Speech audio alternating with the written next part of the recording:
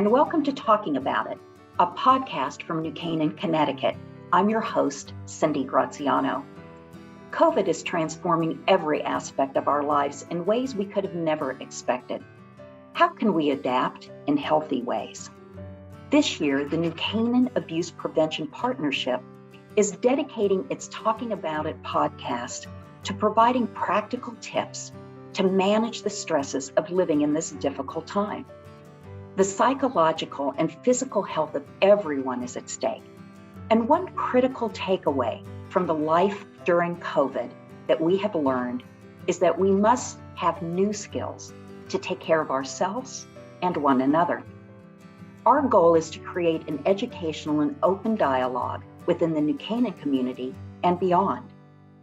In today's podcast, we will be discussing some personal stress management techniques for parents, and in particular for working moms, and particularly the stress of isolation, remote working, and remote learning. Resources and reference material raised in today's discussion are available on our website. We are so fortunate today to have with us two panelists.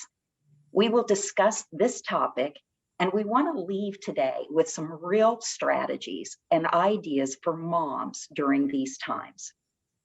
Georgette Harrison is a licensed professional counselor and director of clinical and community partnerships at the Child Guidance Center of Southern Connecticut, an affiliate of Community Health Centers. She's also a mom with two young children under the age of 5. And Stacey Walker. Stacy holds a master's in education and is the education and program coordinator for New Canaan CARES. She too is a mom with 3 children in middle and high school. So thank you both for being with us today. And let's start with your own journeys. At what point did you know that this was going to be a more difficult process, more than just a couple of weeks of a change? Georgette? Sure. I think that there are 2 moments that really stick out in my mind. One was in early April 2020, and both my kids had been at home since March, and I was still very much working full time, but from home. And I remember sitting at the edge of my daughter's bed, rubbing her back to help her sleep. And I just had this out of body experience where I just thought, any minute now, I'm going to wake up. This is just too strange to be reality. And this is just going to be a bad dream. Immediately followed by a thought of, I don't know if I can do all of this. This is too much. And then the other moment that comes to mind, it was sometime over the summer when I had a dream that it was Thanksgiving and I'm at Bed Bath & Beyond looking for a turkey baster, and I realized I don't have a mask on and I'm in the store. And I'm trying to cover my face with my jacket. And when I woke up, I thought, okay, it's official. So if mask wearing has entered my dreams, if the pandemic has been here long enough for that to happen, I need to somehow figure out how to make this work because this is my new reality. Interesting. And I think those moments really do drive home that this was going to be different.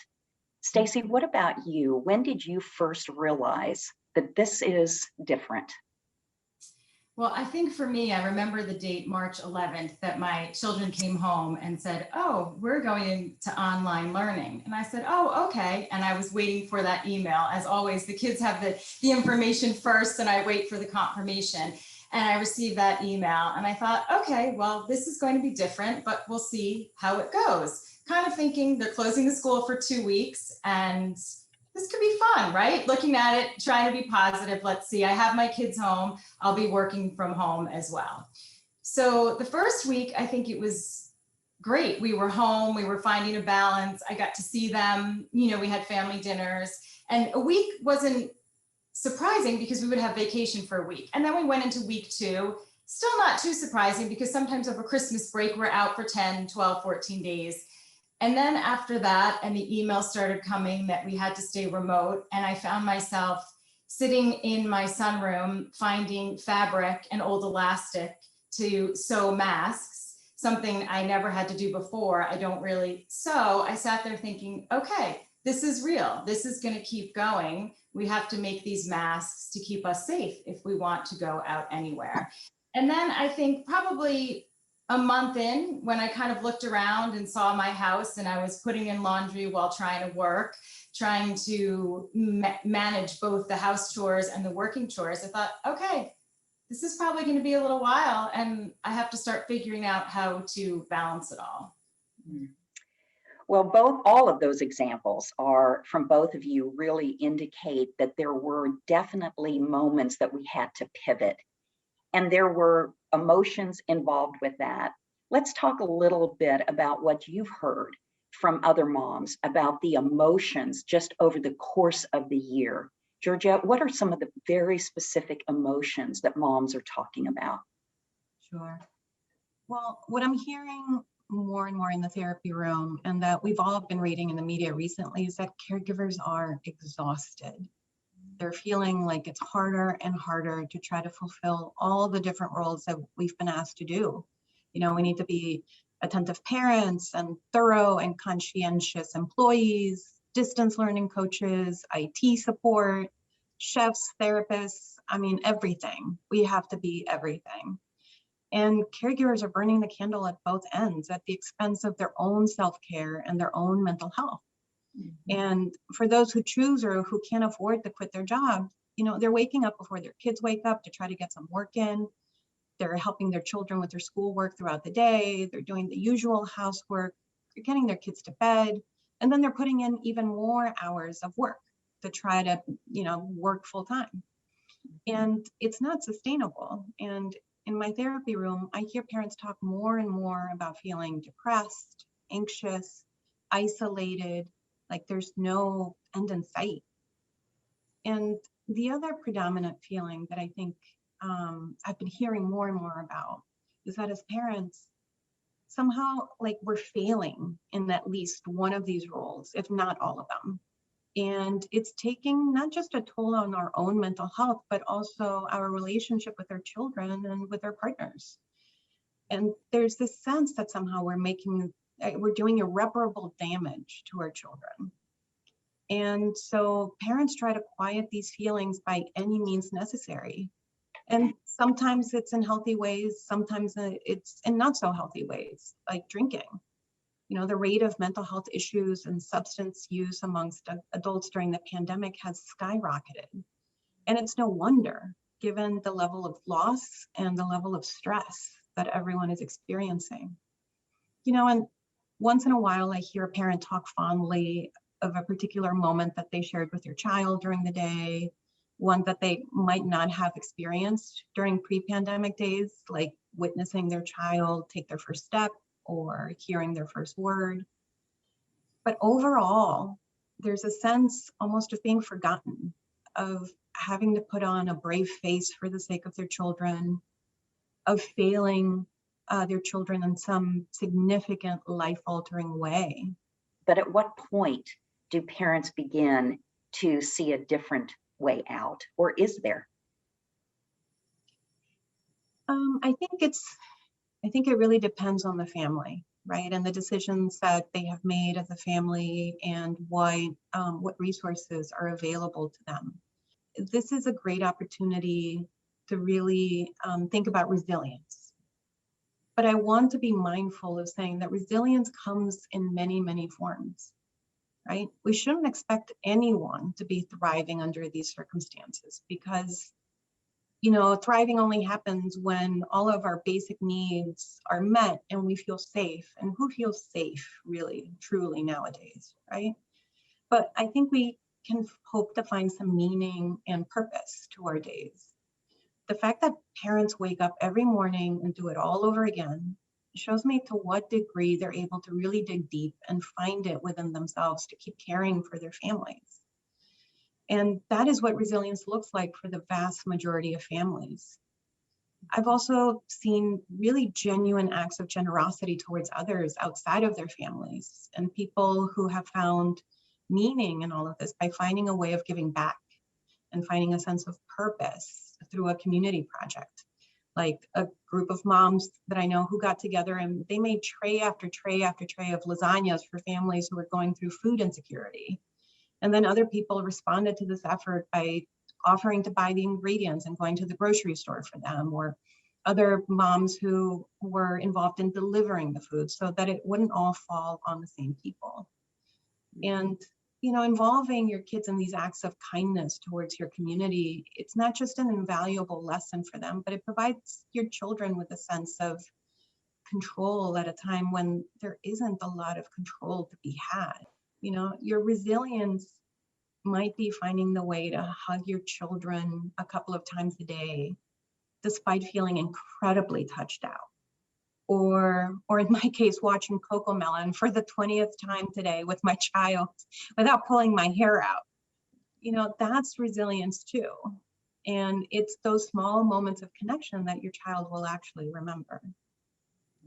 Thank you, Georgette. And again, some really good tips and techniques. And before we dig in a little bit more to those practical practices that moms can embrace, Stacy, let's talk a little bit about how children are responding during this time.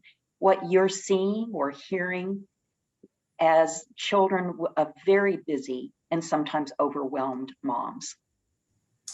Well, I think with ongoing stress and fear and uncertainty, it can wear on everyone, from your youngest child to your middle schooler to your teen and to obviously us adults. And I think what's important to recognize is that during this time, appropriate developmental stages are still taking place.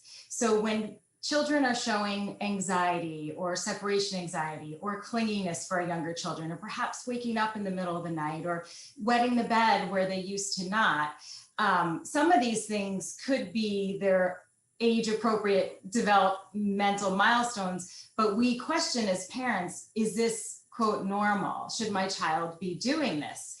And so I think for our younger children, when we look at those things, we know our children and we have our instincts. And I will say, your instincts are going to be right as a parent, as a caregiver. And if you feel this is not looking right, it doesn't feel right, call your pediatrician. Your pediatrician is a great resource to help you and guide you to answer some of those questions and to also to refer you to someone else if necessary. And I think when we pivot to our teens, they might show different signs. They may withdraw. They may have rage. They may, not want to do things that they used to want to do. They might hold things in. So again, when you look at your child, if this is maybe something new and it's ongoing and you say to yourself, okay, this is worrisome, call your pediatrician, call your doctor. There are many resources. And I think something that's really important is watching your children, listening to them, checking in with them. They may not want to talk, they may not want to share, but let them know that you're there. And it may mean for the teenagers, they come back at 10 o'clock at night and say, you know what, mom, dad, grandma, aunt, uncle, I need to talk now. You asked me how I was feeling and I'm ready to tell you. For a younger child, it may mean sitting down, draw a picture with them. They might not have the words to tell you how they feel. And you know what? They may not know, but sit down and maybe say, let's draw a picture together. Can you draw how you're feeling? Or let's draw a picture that maybe makes you happy or sad. And through those pictures for those younger children, you get to see their feelings. So let's begin to turn our attention, besides the ideas that you've already raised, to some very practical tips and techniques for moms every day or every week, things that they can be doing to try and manage during this difficult time. Georgette, what are some of the great ideas that you have recommended or moms have shared with you that are really working? So there was a very timely New York Times opinion piece that I read today about the results of a survey that Ellen Gilinski, the chief science officer of Bezos Family Foundation, conducted after the pandemic had started. And she had also gotten a set of data before the pandemic had started. And one of the things that she mentioned was that one way in which our children, and she's surveying not just parents, but also children. And one of the ways in which children are noticing our stress, and one of the things that they wish would be different, is how often we yell at them. They wish that there was less of that going on. And so one of the things that I always recommend is that you try to find ways to get some space or distance whenever you notice that you're starting to lose your patience, or you're in interaction that you know will likely not end up well because you've had many of these interactions before. And do you remember when we were told in elementary school that if your clothes ever caught on fire, you should stop, drop, and roll? Yes. So, so Dr. Laura Markham writes that when tempers rise, you should stop, drop, and breathe.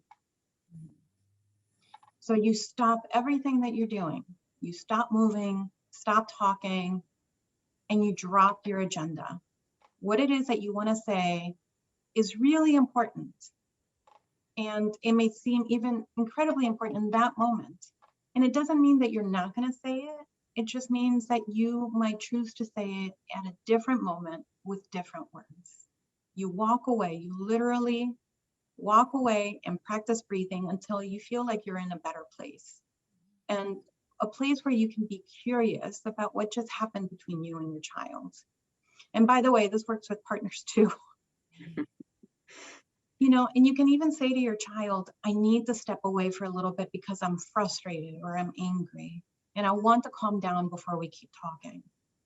And the beauty of that is that your children will actually learn that this is how you manage big feelings, not by screaming or trying to get the last word in, but by walking away, calming down, and then coming back to try to work through things together.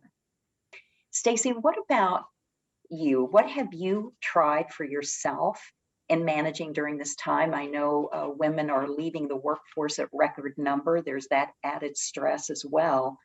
But whether it is for you or things that you've observed, what are some great practical tips and techniques?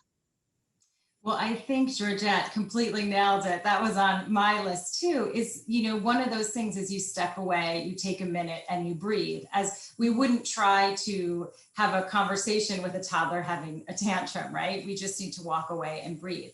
And I think something for working moms that I've heard, even with children at young ages, as moms, we have so much on our plate. But if we start delegating, even giving our younger children some chores, if it's taking your plate to the sink when you're done, you know what? Put your laundry, 1 or 2 shirts in the washing machine. Little chores to give them that help take a little bit off of our plate.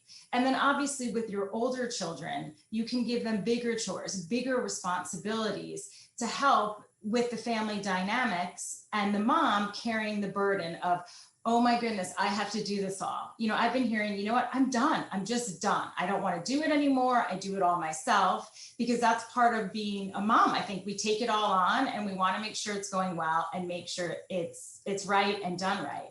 But if we give the responsibility to our children, small or big, that helps take it off our plate, and it gives them independence, and it helps create and grow independent children, teens, and young adults. Is there anything that moms can practice mentally? Is it a mindfulness technique or something that can really help them feel more secure and confident in what they are able to do and how they are so resilient? Maybe 2 important things are, number 1, to recognize you are not alone. Oftentimes that's the way we feel. I'm the only one dealing with this, especially now with not seeing friends and maybe not being on the phone that often and just having so much to take on, you're not finding the time to connect. So that's one thing I would say. Remind yourself, as hard as it is, because you're feeling so alone, you are not alone. And I would say if you could find a mantra that speaks to you. Everyone sometimes asks, give me one thing. I just need one thing. And you know what? The shoe doesn't fit everyone. And so I like to always give a couple practical tips that people could take away that may work for them. So maybe it's, a mantra for you. something that speaks to you. And sometimes what I like to say to parents is think of yourself as a younger child. You as a parent you as a younger child. What would you say to that child? What would you want them to know about you? What would you want them to hear? And so I think if you can visualize that, you might be able to tell that to yourself as a parent. Also, what I like to say is if you look around your house and you find something that brings you joy, look at that. Maybe it's once a day. Focus on that can help you get through the day. Some people I know write Post-its, great inspirational Post-its, or you are strong, I can make it through the day. Put it on your bathroom window, put it on your child's bathroom, not window, sorry, mirror, you can, wherever it might work for you. And hopefully some of those things will work so you can feel that you can get on with your day and that you can handle it. And what I also like to tell parents is day by day, hour by hour, sometimes minute by minute. Try to remember that. Good. Those are all great points and very practical. Georgette, anything that you can add to that great list we've got going? I completely agree with Stacy that really going back to this idea that you're not alone, finding that support system for you. I mean, there are very few things that are more cathartic and anxiety reducing than being able to share with someone that, you know, you feel like a terrible parent because your kids have had pizza for dinner in front of the TV for the third night in a row, and you can't wait for them to go to bed so that you can binge watch a show or maybe do something for yourself. And you may or may not have changed out of your pajama bottoms that day. And have another parent say to you, you know, same here, mama. You know, to know that you're not the only one going through this experience. But also, you know, there will be times when getting that validation will not be enough. And, you know, you might notice that you're having a hard time sleeping, or you're sleeping too much, or your appetite is through the roof, or you don't have any appetite at all. You're sad or you're anxious most of the time, and little things are bothering you. And it's hard to feel at peace. And you don't want to burden anyone with how you feel. And those are the times when you might want to think about reaching out to a therapist, because while we're all going through very, very similar things, having to suffer through it or white knuckle through it isn't necessary. And it's not sustainable. So those are the times when I would say to your friend or to your partner, you know, this is more than what is sustainable, and I don't want to keep feeling this way. Please help me find someone to talk to. Because, you know, and you may wonder if asking for help may make it so that like you might look weak, or that somehow you're overreacting and you should be able to just get through this and just power through this. But, you know, if you broke your leg and you were in pain, you wouldn't say to yourself, let me just keep walking on it. You know, I shouldn't overreact. I can just power through this. And emotional pain is really no different and should be treated the same way, by taking care of yourself and by seeking support. Is there any tip or technique to remind moms of how much they have accomplished that can help build the momentum and stability and foundation for what is still unknown for a number of months going forward? Anything, Georgette, that you can address there for moms? I think trying to set realistic expectations for yourself as a parent, and knowing that it's okay to not be okay. And that it's okay for your kids to know that sometimes you have bad days too. And I think that's a very important teachable moment that can happen when you have a conversation with your child and you let them know that even grown-ups feel overwhelmed sometimes, and that those feelings are tolerable and they eventually pass. And, you know, then children can start to see that feelings, especially things like sadness and anxiety and anger, those feelings are safe and they don't need to completely overwhelm you. and that it's okay to say that you're not okay. And I can imagine that on a particularly rough day, my mantra might be, you know, everyone is alive. Everyone made it out alive today, and that's good enough for now. And that's my standard for that day, to set that realistic expectation that this is good enough for now, and we're all good, and that's good enough for now. Great. Excellent. Thank you both so much. There have been so many great tips and techniques and some daily practices, from hugging your children to walking away and taking a breath before reacting emotionally, to calling friends, to making sure you're taking care of yourself, to delegating, as you had mentioned, Stacy. Some things about making sure you have some mantras and some reinforcement that can help you manage your day. Thinking about today, what can I do today? And we got through today. Some of those techniques that really are a discipline for ourselves to do every day. So thank you both so much for sharing your good insight and your practical ideas. And to our listeners, we hope that you also enjoyed this podcast and that you found some very practical knowledge that you can start applying right away.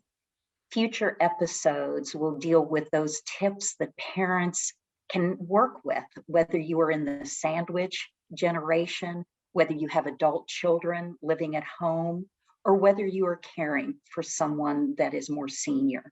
All of the Talking About It podcasts want to address some of those real challenges and put together great ideas for you. Talking About It is a community production from New Canaan, Connecticut, created by the New Canaan Abuse Prevention Partnership, Dee Bartlett founder, and produced by Robert Doran. It is supported by the New Canaan Community Foundation and many other organizations. If you or someone you suspect is in crisis, please call the National Domestic Violence Hotline at 1-800-799-7233 or the Suicide Prevention Hotline at 1-800-273-8255. To learn more about the subject discussed today and resources on all our podcasts, please visit our website at talkingaboutit.org. The series will be broadcast on YouTube, talkingaboutit.org, and enjoy any of these podcasts on the major podcasts such as Spotify, Apple, Google, or wherever you listen to your podcasts, and on New Canaan Public Access Channel 79. I'm your host, Cindy Graziano. Thank you for listening, and we look forward to seeing you in our next episode of Talking About It.